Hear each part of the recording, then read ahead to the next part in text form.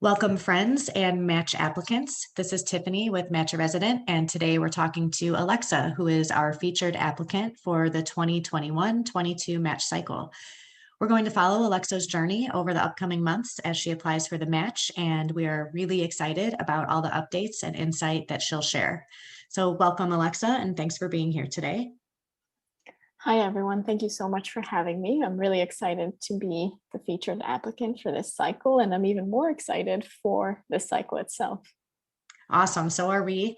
Lots to come in the coming months. And we're going to actually start by asking you to tell us a little bit more about yourself and about your background. Okay, so I study in Europe. I'm attending medical school in Budapest, and I graduate in about a week and a half. So I'm pretty excited about that. I was born here and I moved to the US when I was 8, and I decided to move back just for medical school. So I've been here about 6 years now. Awesome. Okay. And with that, can you tell us a little bit about your experience in medical school so far? Sure. So I loved med school. I had a really great time. I found most of the subjects that we covered really interesting. I honestly enjoyed almost everything that we've done, and overall had a really great experience. My toughest challenges, I think, all have to do with applying to the US. So figuring out how to do that next to my studies here was quite the obstacle throughout the past few years, but now I finally feel like I'm getting everything together.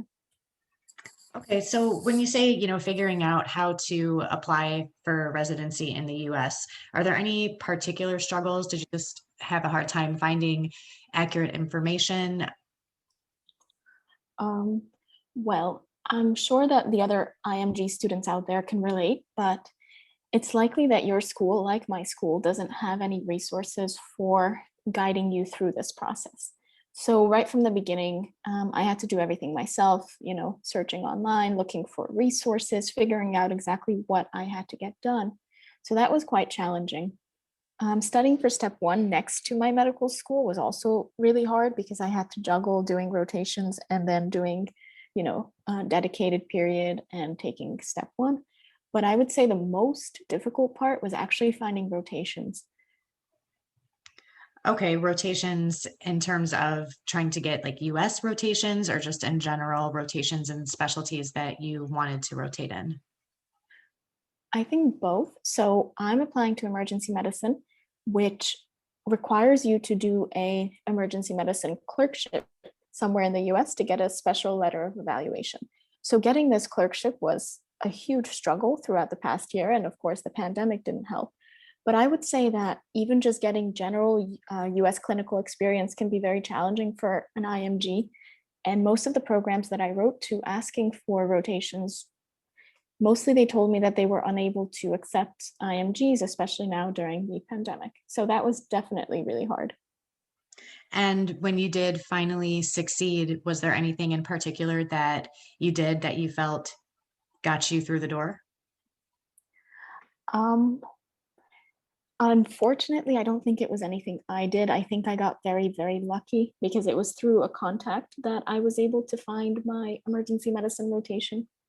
And I think that's one of the important things that unfortunately is out of the student's hands, is just who you're able to connect with. Okay, so maybe we could say that networking kind of opened the Yes, door for you, and that's great. That's good advice, actually. I think for medical students starting out, that you never know who you're going to meet along the way and what they possibly could help you with going forward. absolutely. And I might add that I started networking from my first or second year of med school because I already knew I wanted to apply to the US. So I went to conferences with the explicit idea of getting to meet people and, exchanging emails with certain physicians. And then later on down the line, I could reach back and say, hey, we met a few years ago. I don't know if you remember me, but dot, dot, dot. So if you are thinking of going into the US in the future, that's definitely something that you can think about doing early on. Awesome, great advice.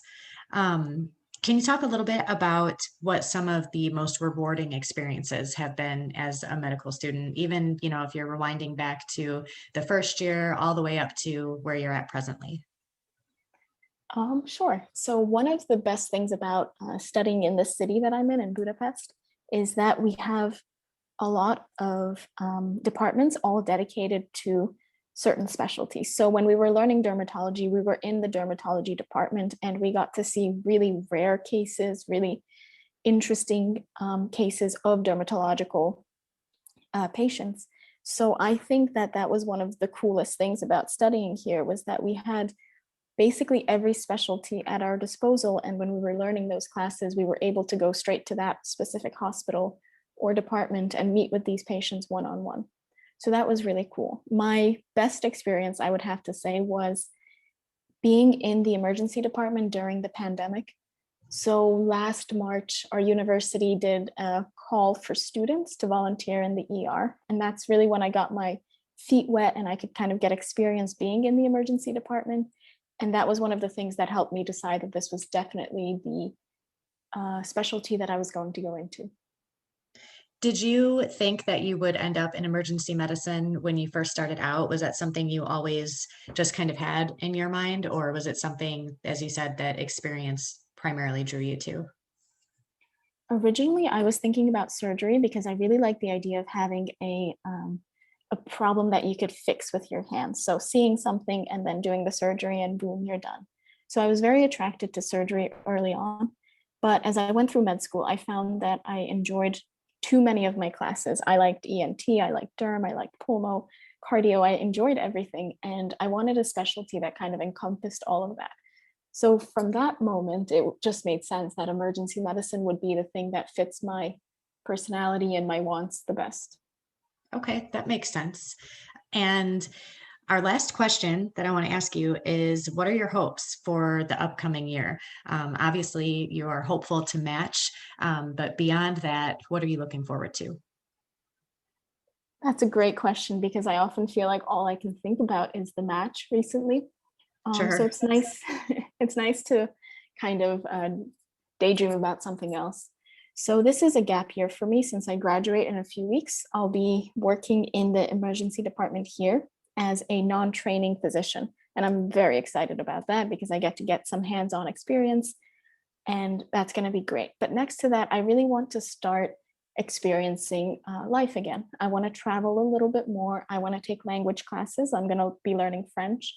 And I just want to take more, say yes to more things during this year. I think that's a really great little anecdote there. Say yes to more things this year. Because as you've said, going through studying for your classes and your rotations, and then for the step one. So you've got kind of so many things that have happened. And then this upcoming year, not only do you get to begin practicing, but you can also have some opportunities to pursue other interests. And I think that's awesome. I'm looking forward to it.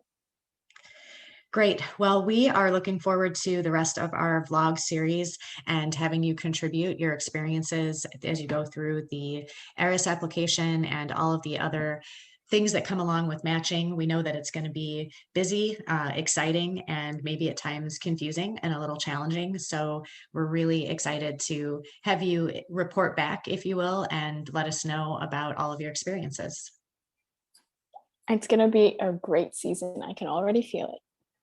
Well, thank you very much, Alexa, and we'll talk next time. Thank you. Bye, everyone.